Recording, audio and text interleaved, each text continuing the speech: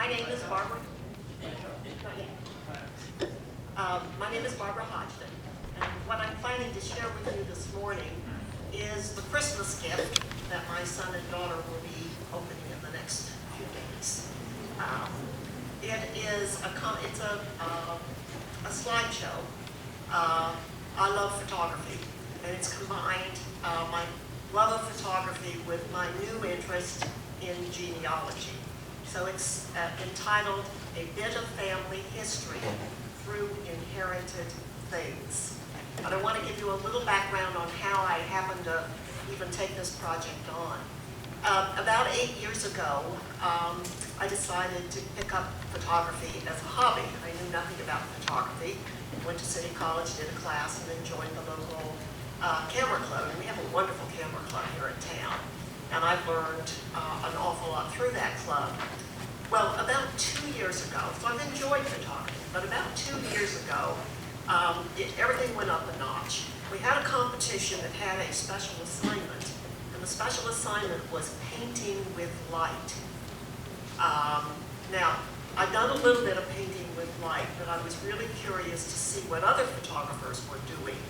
And so I started searching on the net to see what else people were doing, and I got quite excited about some of the things I found. Let me stop though and tell you what painting with light is.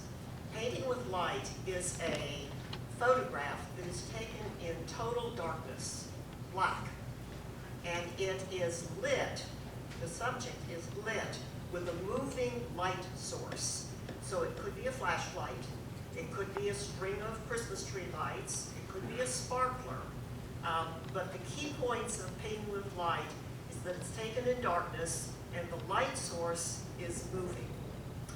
Well, in the process of looking on the internet for what other people were doing, I discovered a photographer back in Pennsylvania who had a very good website and whose work I really was drawn toward. I really liked the kind of things he was doing.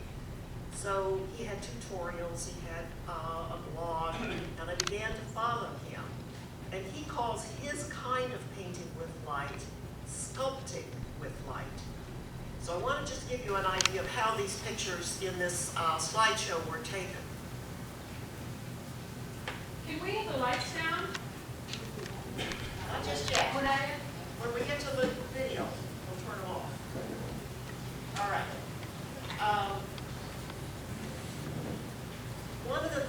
One of the things that this photographer said about this technique is that it was particularly good for bringing new life to old things.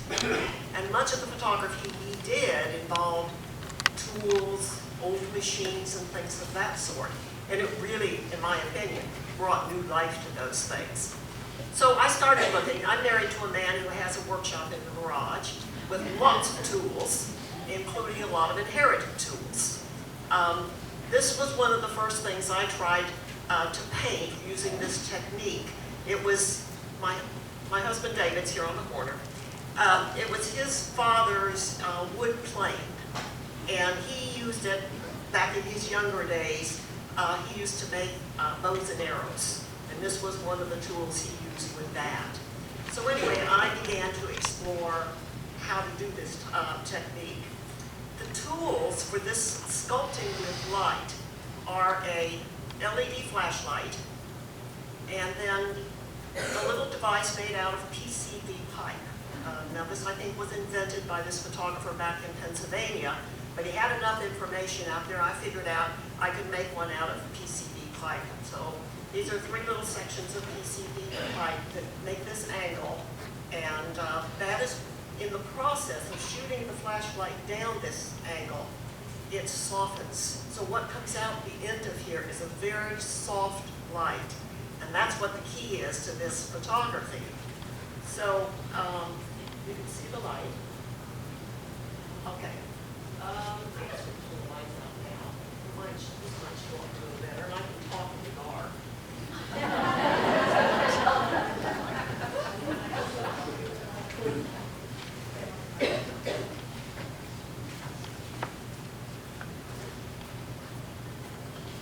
All right, I'm not going to talk for a few minutes, But what I'm going to do is just show you how I do this. So I'm working in total darkness. All these pictures you're going to see, each individual picture is actually composed of somewhere between, on average, 5 to 15 photos. So the camera is on a tripod. I take the same photo over and over of whatever the subject is, and then I take all those photos into Photoshop. If you're at all into photography, you know Photoshop's a major post-processing tool. And you can stack them on top of each other. So it's the same picture stacked on top of each other. And then there's something called a blend mode. And what happens is when you change the blend mode to lighten, the light from the first photo blends with the light from the second, and the light from the third, and so on and so forth. So, okay, I'm not going to talk for a moment, or at least I'll just maybe yell out a small word or two. But I'm going to just do a quick painting of this to give you an idea of how these images were built.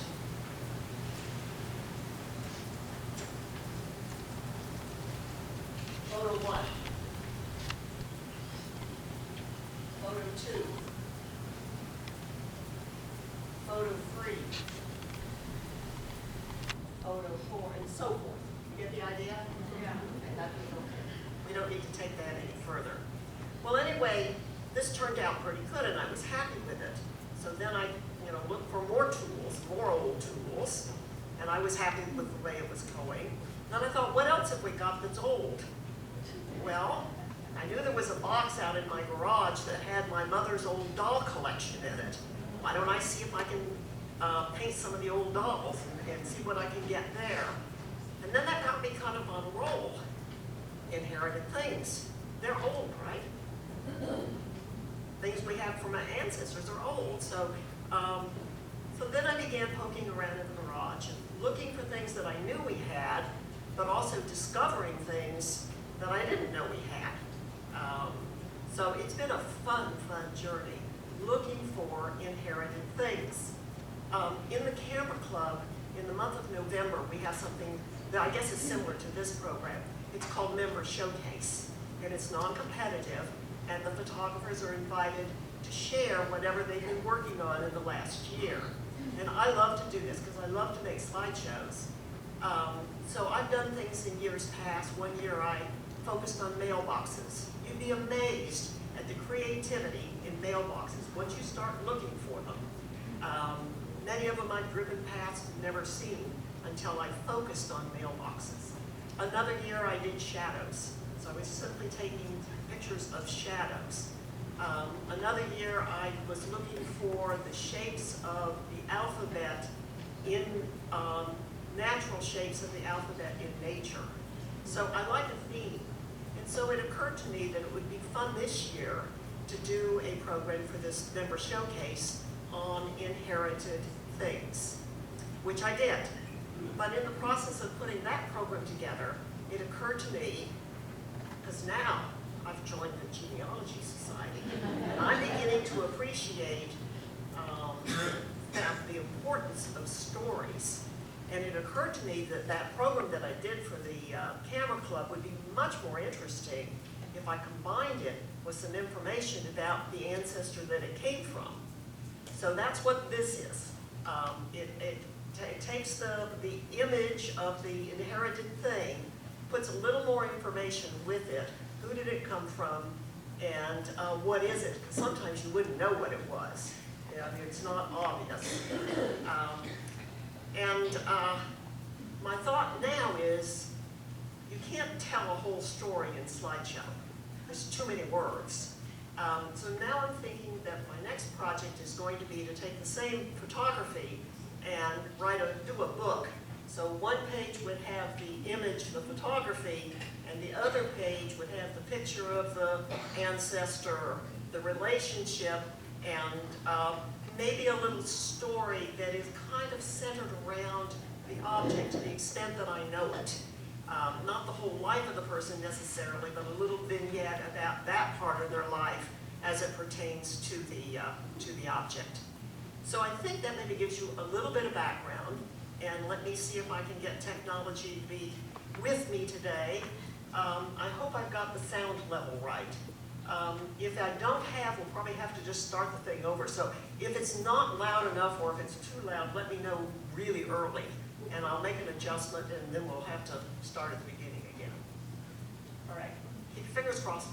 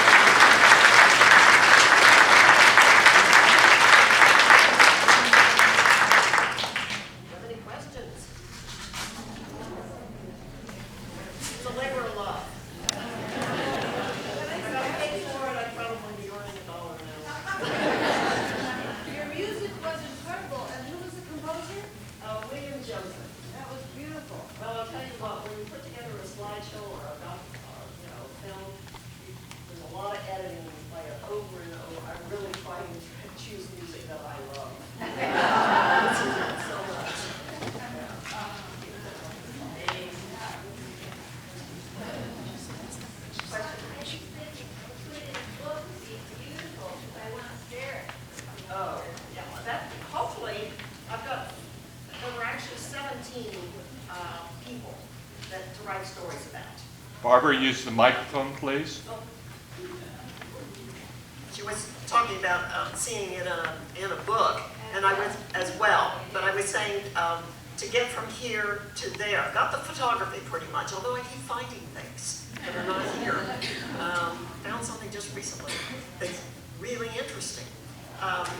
Anyway, but now I've got 17 people, and some of whom I've got to really research. I don't know much about. Some of them I do know, but I've still got the stories to write. So that's the project for this year. And Charles, my son, who will be inherited, gifted these things, my goal is to have a book for you next year. We'll see.